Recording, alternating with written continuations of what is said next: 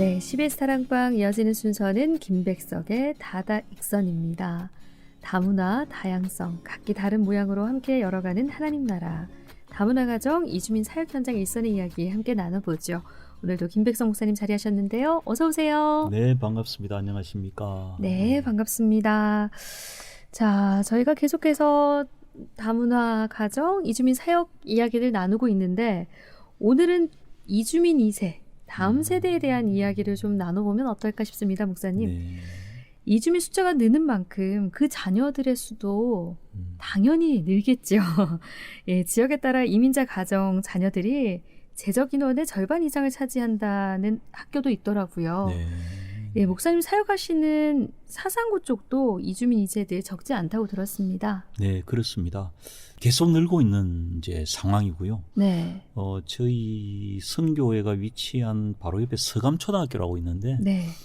1월에 저희가 교장 선생님, 교감 선생님 이제 같이 만나면서 여러 가지 의논들을 하고 왔는데 전교생이 165명 정도 되고요. 네. 그리고 40%가 지금 다문화 가정이라고 예, 말씀을 하시고 있고요. 네. 그 정도 되리라 예, 짐작할 수 있습니다. 짐작할 수 있고 서감초등학교뿐만 아니고 사상구에 있는 저희들 덕포동이나 네, 그런 학교에 보면 모든 학교가 다 그런 건 아닌데 네. 40% 50% 육박하는 학교들이 있습니다. 네네. 전교생의 40-50%면은 정말 절반 가까이인데요. 네. 적지 않은 숫자인 것만 확실하네요, 목사님. 네, 그렇습니다. 근데 제가 네. 부산에 대한 전반적인 이해도가 조금 부족해서 이 질문을 드려야 될 것 같은데 사상이나 지금 말씀하신 덕포동 이쪽 지역이 특별히 이렇게 이주민 2세들, 그러니까 이주민들이 많은 이유가 있는 건가요? 지역적 특징이라고 해야 될까요? 그렇습니다. 이제 사상구나 사하구에 네. 다문화 가정들이 조금 많은 편입니다. 많은 편인데 그 이유가 뭐냐면 이제 주로 공단 지역에 외국인들이 많이 네. 거주하죠. 네.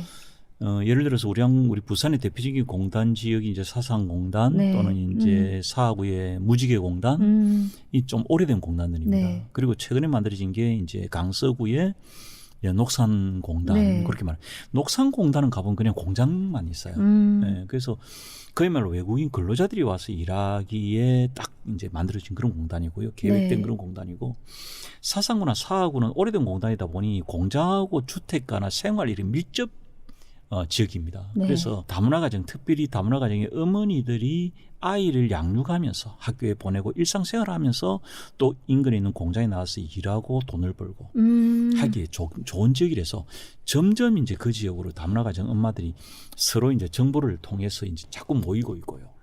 네네. 자기들끼리 이제 모이는 거죠.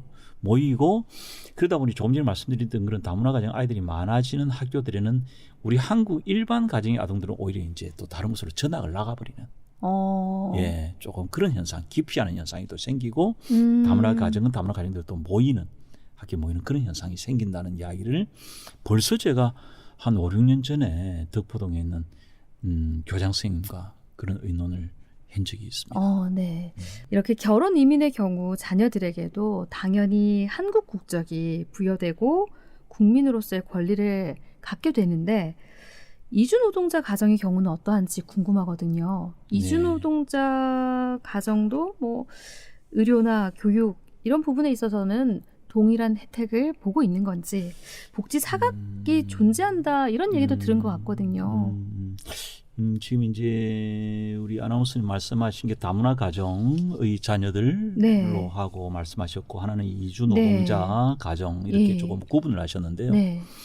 이제 그 구분에 따라 생각해 보면 먼저 다문화 가정이라고 하면 우리 한국인 남성과 또는 베트남, 필리핀에서 온 이주 여성의 가정이 이제 우리가 말할 때 다문화 가정이라고 그러죠. 예, 저희가 흔히 이제 그렇게 정리를 하죠. 맞습니다. 그건 법적인 또 용어이기도 합니다. 그래서 그 가정에 태어난 아이들은 대부분 이제 한국 아버지가 이제 있으니까 한국에 태어났으니까 당연히 한국 국적을 태어나면서부터 취득을 하게 되고요. 그래서 그런 경우는 이제 뭐 한국에서 생활하는데 법적인 우리 한국과 똑같은 그런 권리를 누리죠. 단지 이제 예외적인 경우들이 좀 있습니다. 어떤 것들이냐면 최근에 이런 경우들이 좀 더 늘어나고 있는데요. 다문화 가정에 이제 어머니들 중에 이혼율이 상당히 높습니다. 네네. 왜냐하면 한국 남편들과의 어떤 나이 차이도 워낙 많이 날 네. 뿐더러 언어적인 소통이나 문화적인 격차 이런 것들을 견디지 못하고 한 10년에서 15년 그러니까 그 사이에서 자녀를 1명, 2명 정도 양육을 하다가 이혼하는 경우들이 꽤 많습니다. 네. 제가 있는 우리 선교회만 해도 거의 회원들 다문화 가정 회원들의 거의 80%가 다 이혼한 가정들입니다. 이혼한 가정들이고 그래서 이제 혼자 있으면서 이제 돈을 벌여야 되고 아이들을 키워야 되는 좋은 지역이 사상 지역이다 보니까 이쪽으로 이제 친구들이 서로 SNS 일을 통해서 모여서 이쪽에 거주하고 있는 거고요. 근데 그렇게 그냥 사는 게 아니라 이 친구들이 또 있다가 아직까지 나이대가 20대 중반의 한국에 와서 30대 중반이다 보니까 자기 나라에서 온 외국인 남성 근로자들하고 교제하는 경우가 생깁니다. 네. 네, 그래서 또 그 친구들하고 동거를 하고요. 어. 또 심지어는 이제 뭐 결혼까지 가는 경우도 있습니다. 그럼 당연히 또 이제 자녀가 생산이 됩니다. 네. 근데 이제 그 외국인 이나인 근로자 비자를 가져온 친구는 우리 한국에서 합법적으로 결혼을 할 수가 없어요. 예, 그게 이나인 비자는 단지 근로 비자이기 때문에 네네. 결혼이 불가능합니다. 그래서 아이가 태어나면 이 아이는 그야말로 어떻게 보면 출생 등록은 되나 한국의 어떤 주민 등록이나 이런 등록이 안 됩니다. 네. 네, 그래서 의료보험이라든지 나중에 뭐 학교라든지 이런 뭐 유치원이라든지 그런 데 대한 어떤 전혀 보장, 어떤 재정적인 지원이라든지 우리나라에 여러 가지 아이들이 태어나면 여러 가지 복지적인 그런 혜택들을 좀 주지 않습니까? 거기에서 이제 열애가 됩니다. 예, 그런 점에서 상당히 어려움을 갖고요. 출생 신고만 될 뿐인 거네요. 단지 이제 출생이 이제 됐다. 이 정도 뭐만 정리가 되는 거지. 나머지 부분에 있어서는 뭐 어떠한 혜택도 받을 수 없다라는. 출생 신고를 하게 되면 그래도 이제 어떤 부분이냐면 보건소에 가면 이제 영아기들 반드시 말해야 되는 그거 있지 않습니까? 그들 혜택이 주어지죠. 그리고 이제 성장하게 되면 학교에 입학하고 할 때에 유엔의 어떤 인권 그 권고로 인해서 그 법률상으로 고등학교까지 의무 교육입니다. 그래서 그것도 이제 학교에 가면 그것도 또 받을 수 있습니다. 그러면 그 외에 어떤 혜택들, 특히 유치원 같은 데 굉장히 그래서 뭐 이 친구들이 외국인 친구들이 저에게 이제 뭐 유치원 어린이집을 만들어 주세요. 어쨌든 뭐 지푸라기도 잡고 싶은 심정에 왜냐하면 우리나라 부모님들은 나라 아이 사랑 카드라고 하더라고요. 그걸 가지고 있으면 한 달에 아이를 어린이집 보내도 뭐 10만 원 정도만 하면 되는데 이 친구들은 최소한 40만에서 한 60만 원이 들어가더라고요. 그 비용이 이제 감당이 어려운 거죠. 그렇죠. 그런데 목사님 말씀하신 것처럼 일단 다문화 가정은 뭐 그 혜택에서 동일한 혜택을 보니까 일단 예외가 될 것 같고요. 지금 이 경우는 사실 생각지 못한 경우거든요. 그러시죠. 그런데 왜 이제 그런 필요가, 그러니까 요구들이 있는지 알 것 같네요. 엄마들이 지금 이제 일을 해야 되는 상황이면, 어린이집이든 유치원이든 또 보내야 되는 이런 상황도 생길 테고, 그런데 비용 면에서는 쉽게 접근할 수가 없을 것 같다라는 생각도 들고요. 이 경우는 목사님 얘기하신 그 이혼 가정들이 또 외국인 근로자로 온 분들과 결혼했을 때 생기는 경우라면은 앞서 제가 말씀드린 이주 노동자 가정의 경우는 또 다를 수 있을 것 같거든요. 예, 어제도 제가 저희 선교회에서 이제 업무를 마치고 6시쯤에 파키스탄 우리 이주 노동자 집에 가서 한 8시 반까지 제가 상담을 하고 왔는데 이제 이주 노동자의 경우 같은 경우는 실질적으로 가정을 가질 수가 없습니다. 이나인 근로자는 그야말로 단순 노무 비자이기 때문에 한국에 와서 공장에 와서 그냥 잡무 그냥 그것만 하다가 자기 나라로 그냥 돌아가는 방법이 그 외에 어떠한 것도 법률적으로 허용되지가 않아요. 그러나 이주 노동자가 지금 이제 가정을 가지는 경우는 어떤 경우냐면 어제 제가 방문했던 가정은 난민 신청을 해서 난민으로 인정된 파키스탄 외국인 가정입니다. 그러니까 15년 뭐 이렇게 말하면 여러분들 이게 역사 제가 또 다 상식 설명드릴 시간이 너무 많이 걸리고요. 한 15년, 20년이 한국에 근로자로 왔다가 파키스탄의 어떤 정치적인 상황 그리고 또 종족 간의 분쟁 갈등적인 문제로 이 친구들이 계속해서 외교부에다가 난민 신청을 해서 거절되고는 그런 상황을 반복하다가 한 5, 6년 전에 시리아 난민 사태 이런 것들이 발생하면서 한국에 상당히 이제 너희들도 어떤 국가적인 세계에서의 지위가 있으니 좀 난민을 수용하는 그런 집에서 책임을 있는 그런 태도를 보여라는 것들이 지금도 계속 나오죠. 좀 우리가 주의 깊게 보면. 그래서 이제 난민들을 우리가 많이 받아들이게 됐습니다. 네. 그래서 그런 친구들이 지금 우리 사상 제가 있는 저희 선교회에 그런 파키스탄 난민 가정, 외국인 근로자들을 와서 그런 가정들이 지금 한 10가정 이상이 되고요. 네. 예, 그래서 그 친구들인데 그 친구들은 비자가 기본적으로 F2 비자입니다. F2 비자는 그냥 한국에서 이제 거주 비자입니다. 네. 예, 거주 비자로서 한 2년 또는 뭐 짧게는 1년 뭐 이렇게 계속 연장을 해야 되는 것이고요. 네. 범법 사실은 사회적 무리를 일으키는 경우는 그것도 취소가 될 수 있습니다. 네. 그러니까 당연히 이제 한국인으로서의 법적 보장이 안 되니 한국에서 제공하는 어떤 복지라는 것은 모두가 다 한국인들을 하는 것입니다. 그래서 이 친구들도 거의 보장을 받을 수가 없는 그런 상황, 의료라든지 무슨 교육이라든지. 네. 이제 또 F2 비자도 이제 조금 경우에 따라 조금 다른 경우는 있습니다. 네, 있습니다만 기본적으로 그렇다는 말씀을 드리고요. 네. 제가 요 이야기를 드리면서 조금 더 부언하고 싶은 것은 다문화 가정과 외국인 가정이 이제는 외국인 근로자라는 것이 우리가 딱 한 가지 개념으로 이렇게 딱 고착시켜서 생각할 수 없고 지금은 굉장히 파생되어서 여러 가지 형태로 우리한테 다가오고 있다는 거. 그거를 지금 우리가 꼭 기억을 해야 됩니다. 네.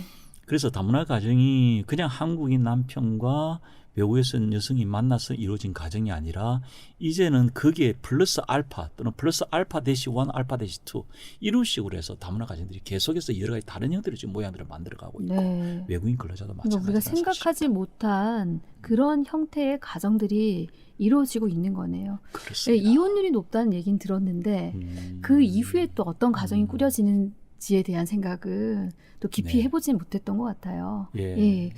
그렇다면은 이제 이 이주민 2세 이 아이들의 한국 생활도 녹록진 않을 것 같다라는 생각이 드는데 네. 우선 생김새나 피부색이 다르다는 이유로 차별을 당한다든지 친구들 사이에서 따돌림을 당한다는 그런 일은 없을까라는 생각도 들고 앞서 한국 아이들이 기피해서 전학을 간다라고 말씀을 하셨거든요. 네.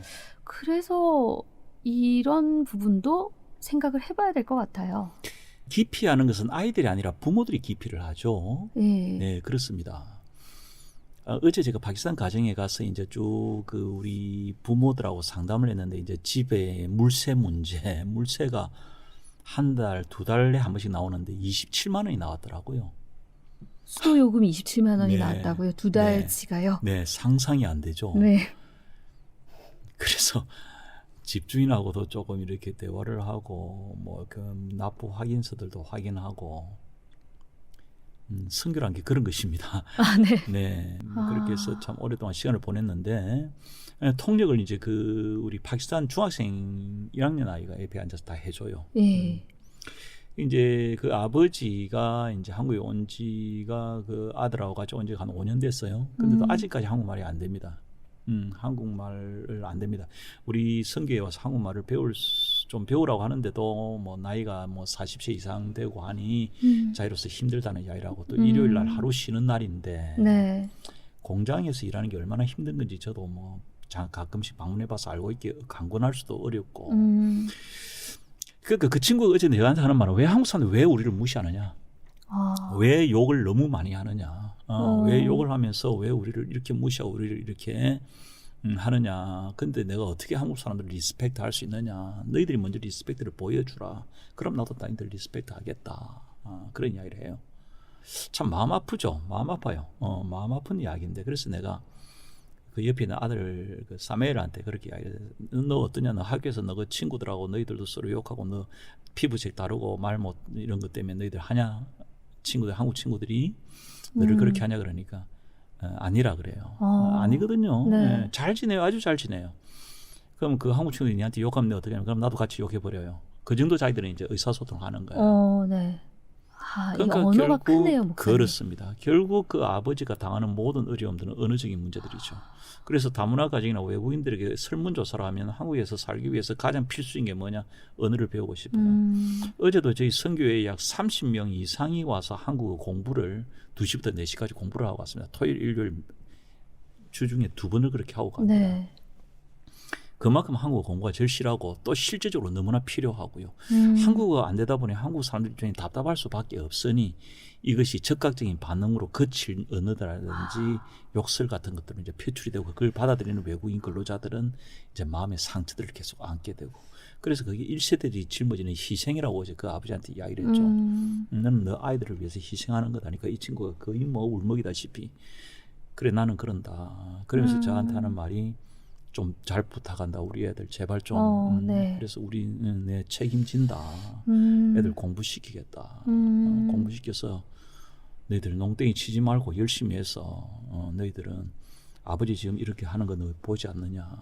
너희들은 사무실에 앉아서 일을 할 수 있는 아니면 공장에 너희 관리직이 되든지 자격증을 따고 해야 된다. 그런 이야기를 해왔죠. 네. 정말 다행인 건 이 아이들이 그래도 언어 문제가 좀 해결이 되어 있고 그래서 학교 생활함에 있어서는 친구들과 크게 그 안에서 차별을 당한다든지 따돌림을 당한다든지 그런 부분에 괴롭힘을 당하는 경우는 우리가 생각하는 것만큼 그렇게 크진 않다라고 보여지네요. 그렇습니다. 그런데 이제 이 언어를 얘기를 하셨고요. 이제 다문화 배경 속에서 정체성의 혼란을 겪는 경우도 있을 것 같긴 하거든요.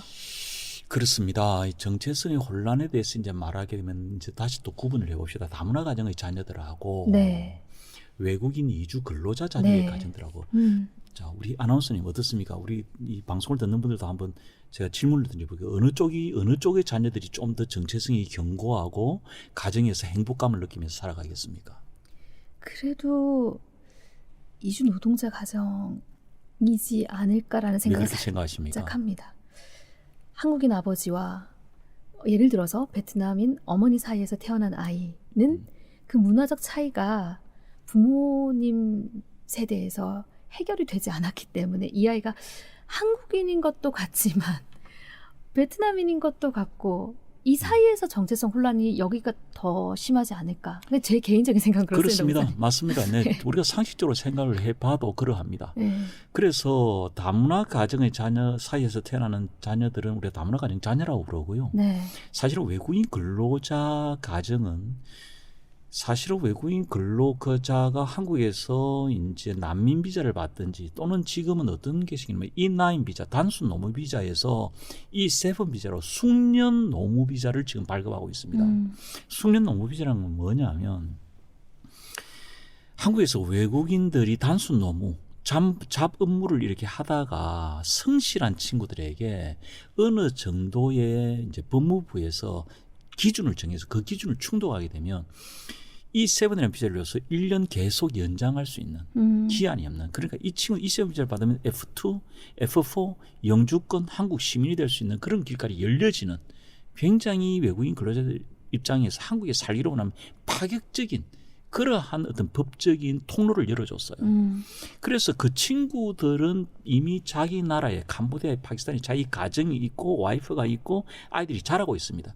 그걸 초청해 들어온 겁니다. 네. 그러면 그 한국에 들어온 가정은 아버지, 엄마, 자녀들이 다 똑같이 한 나라, 한 핏줄, 한 문화를 공유할 수 있는 사람들입니다. 네. 행복해요. 자기들끼리 행복해요. 네. 네. 근데 다문화 가정 아이들은 우리 아나운서님 잘 말씀하신 것처럼 한국인 아버지가 그 가정에 대한 책임감을 가지고 잘 사는 가정이 있습니다. 네. 너무 좋아요. 네. 거기는 굉장히 좋은 여러 가지 장점이 있어요. 굉장히 어떤 문화적인 플렉서빌리티라든지 어떤 유연함이 있습니다. 왜냐하면 어릴 때부터 어머니 나라에 벌써 여행을 몇 번씩이나 다녀오고 어머니부터 이중 언어를 배우고요. 다문화 가정 아이들 중에 거의 2분질까지는 아니라도 3분질 이상은 이중 언어를 구사합니다. 네. 예, 굉장히 저는 그 점이 우리 한국의 자산이 될 거라고 믿고 있고요. 그 아이들이 나중에 성장했을 때 그 아이들이 살아가는데 큰 힘이 되리라고 생각이 듭니다. 그럼에도 불구하고 대다수의 다문화 가정, 대다수라고 말하기는 좀 지나칠지 모르겠습니다만은 제가 경험하는 우리 다문화 가정의 상당수가 이혼하는 가정들이 많기 때문에 거기서 다문화 가정 아이들이 겪는 어떤 혼란, 네. 그리고 다문화 가정의 엄마들이 캄보디아 엄마들, 베트남 엄마들이 결혼을 2번, 3번씩 해요. 외국인 이주 노동자들, 자국의 노동자들하고 만나 동거하다가 이 친구들이 근로비자거든 자기로 무책임하게 그냥 돌아가 버립니다. 그리고 소식을 끊어버려요. 그럼 그 사이에 벌써 애가 하나 태어났단 말이죠. 그럼 이 친구는 아직 여자아이가 젊으니까 다문화 가정 엄마가 또 다른 외국인 근로자고 또 이제 같이 또 동거를 합니다. 거기서 또 아이가 태어납니다. 이런 경우가 지금 저희 사상 저희 선교에 10명 중에 1명, 2명 그런 가정들이 있습니다. 그러면 자녀는 다국적이네요. 자녀가 3명인데 아버지가 다르죠. 예. 그리고 국적도 다를 수 있는 상황이잖아요. 그런 경우도 있을 수 있습니다. 예. 그러나 이제 캄보디아, 제가 아는 캄보디아 엄마 밑에 아들이 하나 있는데 그 아들은 첫 번째 한국에 초청해 왔던 한국인 아버지. 네. 둘째는 이제 캄보디아 외국인 근로자의 아들. 네. 세 번째는 또 다른 캄보디아 외국인 근로자의 네. 아들. 그렇게 되는 경우들이 있는 거죠. 그래서 이제 그런 걸 보면 아직 둘째, 셋째는 어리고 말을 잘 표현을 못 하는데 오늘도 제가 선교에 오기 전에 제가 우리 15살 먹은 우리 캄보디아 다문화 가정의 여자아이하고 좀 상담을 하고 왔는데 제가 그런 이야기를 했어요. 네가 할 일은 네가 하면 된다. 흔들리지 마라. 왜냐하면 얘가 우리 아동센터도 다니고 또 레인보우 스쿨도 지금 준비를 하는데 얘가 너무 막 이렇게 자리를 못 잡고 막 네. 그래서 그런 부분들이 참 마음이 보고 있으면 네. 참 저도 이 아이들 머릿속에 도대체 어떤 생각을 할까? 아이들 마음에 어떤 파편들이 지금 나눠지고 있을까? 그런 참 그러게요. 마음이 있습니다.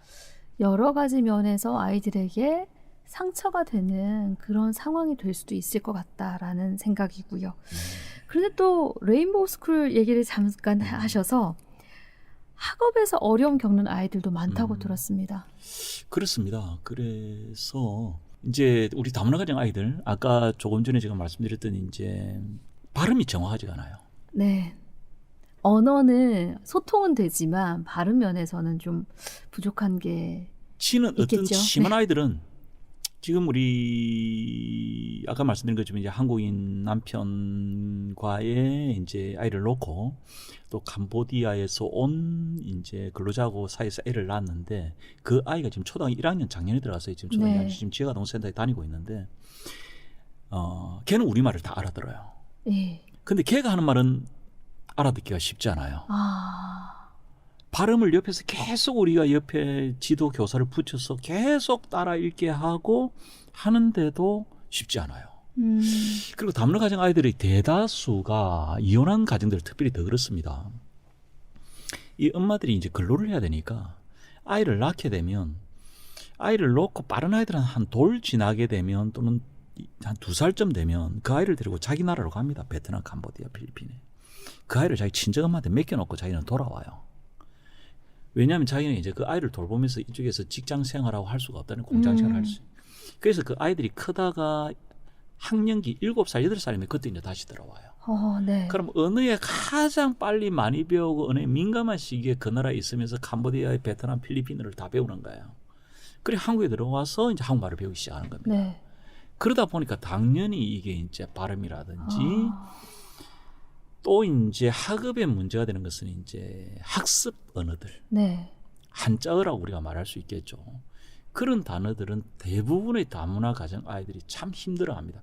우리 한국 일반 아이들도 요즘 한문 과목이 없으니까 네. 이게 구체적으로 예를 들어서 우리가 다양성, 다문화 이게 뭐 한문으로 써봐라 하면 못 읽겠죠. 그러나 이게 어떤 말인지는 집에서 부모들이 이렇게 쓰든지 집에서 틀는 TV든지 이런 걸 통해서 어느 개념은 좀 잡아가잖아요. 네. 우리 다문화 가정 아이들은 이런 게 좀 어렵습니다. 많이 처지게 되고요. 네. 외국인 외국인 아동들은 더더욱 더 그렇죠. 그래서 이런 학습에 있어서 잘하는 아이들은 또 잘합니다. 그러나 평균적으로 봤을 때 처지는 것이 사실이고 외국인 가정의 아동들은 뭐 지금 중학교 2학년이면 일상 대화는 거의 부족한 게 없어요. 그러나 학습력은 초등학교 읽는 것은 초등학교 한 5, 6학년까지 따라옵니다.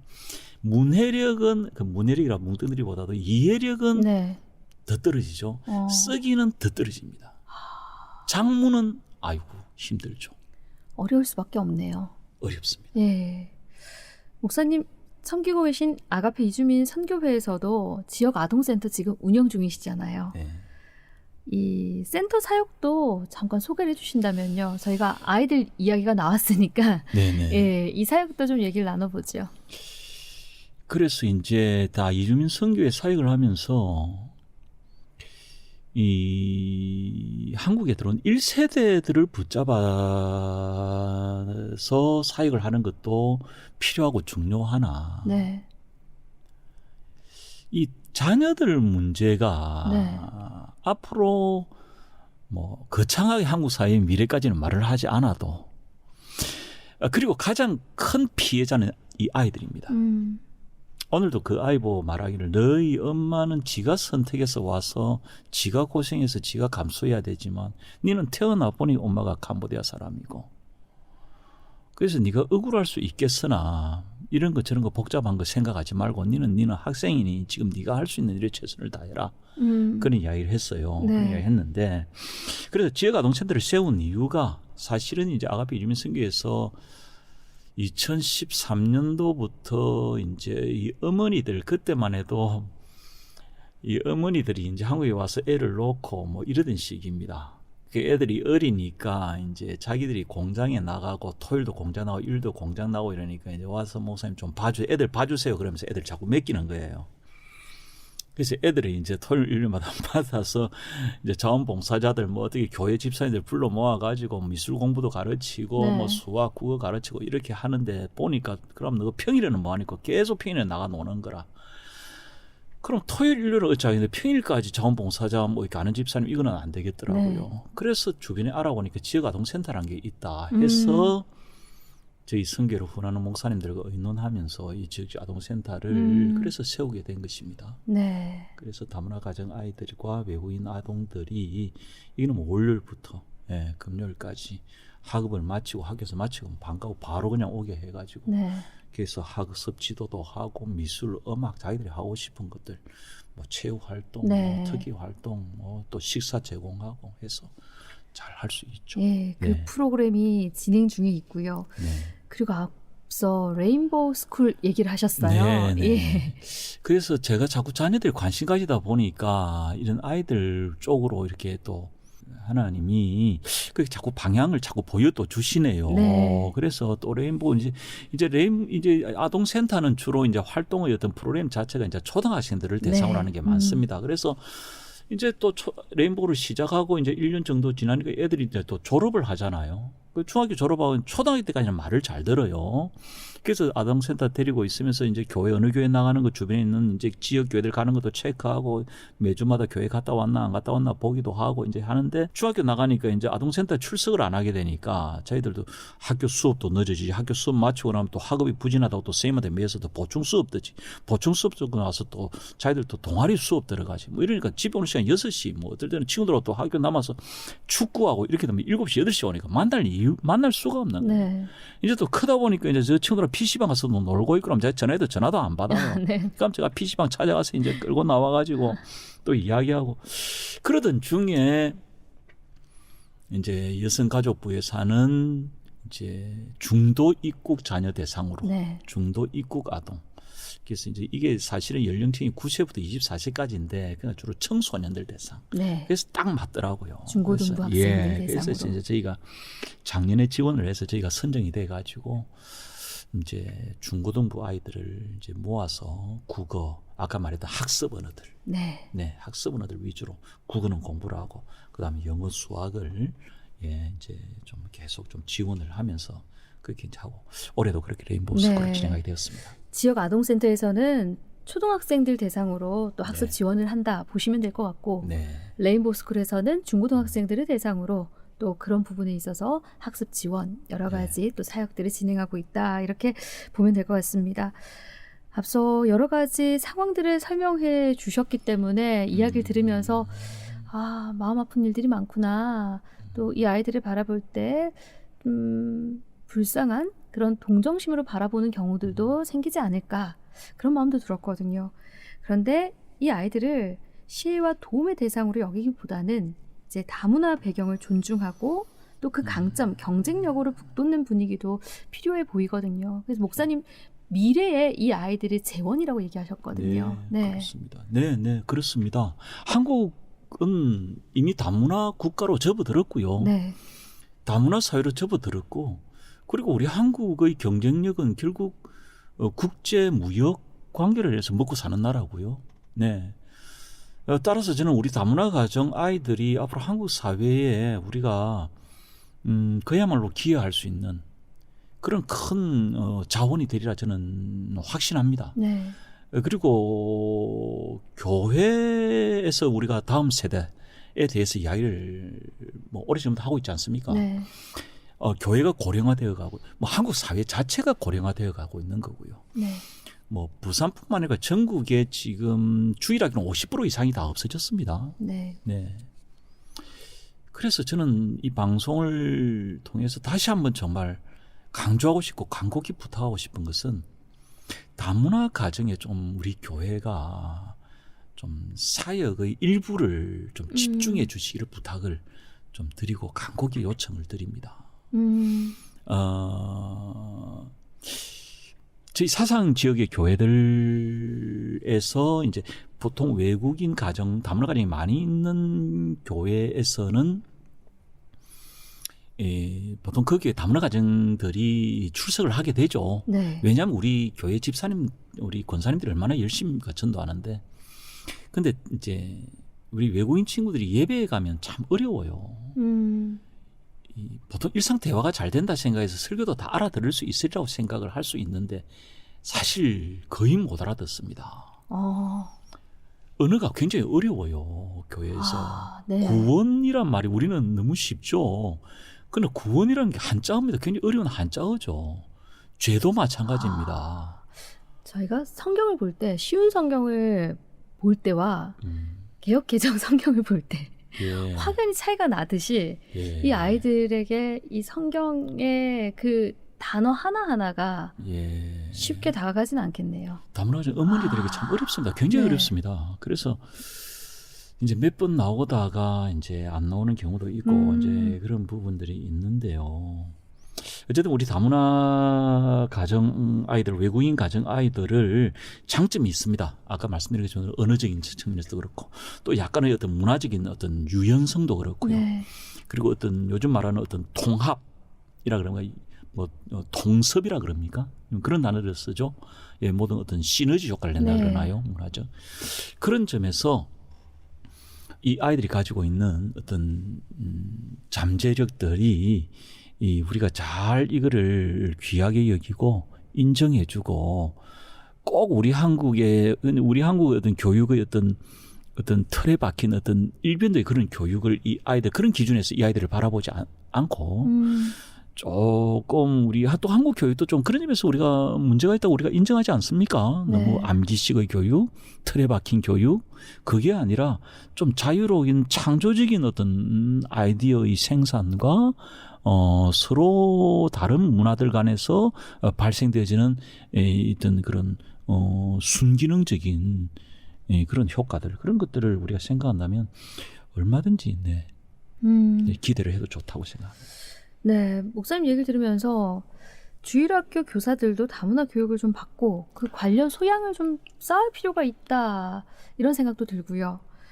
궁극적으로는 다문화 주일학교가 별도로 필요하지 않은 그 열린 교배, 열린 사회를 지향해야 하지 않을까 싶은데 아직은 그 소통적인 면에서 그게 좀 힘들지 않나라는 생각도 들거든요. 그렇지만 어쨌든 저희가 함께 예배 드릴 수 있는 그 토대는 마련이 돼야 될 것 같고요. 그렇다면 우리 교회, 주일학교도 이제 좀 준비를 거기에 맞춰서 해야 되지 않을까 싶거든요. 예, 다문화 주일학교. 그러니까 우리 아이들은 저는 문제가 없다고 봅니다. 네. 이제 서로 색깔이 다르다, 언어가 다르다, 뭐 음식이 다르다 이렇게 이제 우리가 서로 조금 보면서 불편해하는 것은 기성세대들이에요. 네. 지금 자라나는 우리 중고등부, 초등 아이들은 자기들끼리 잘 지냅니다. 네. 굉장히 잘 지냅니다. 우리가 생각하는 이상으로. 네.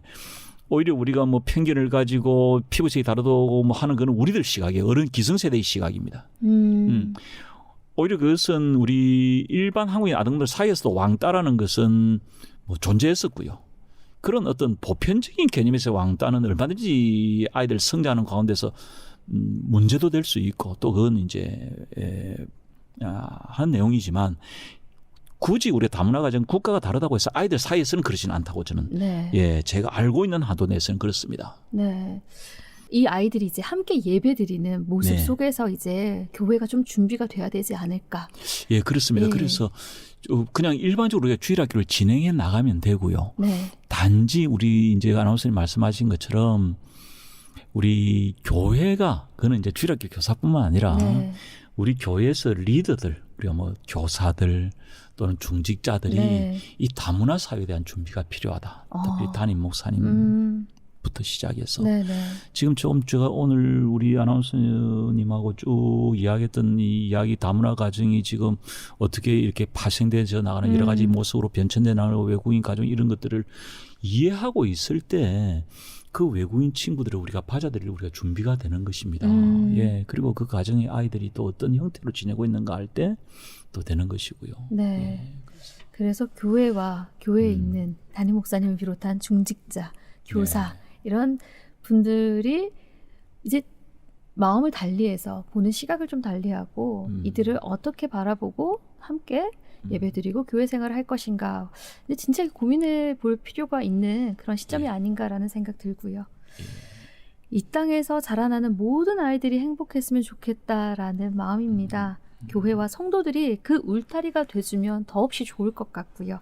김백석의 다다익선, 지금까지 아가페 이주민 선교회 김백석 목사님과 함께 있습니다. 오늘 귀한 말씀 감사합니다. 네, 고맙습니다.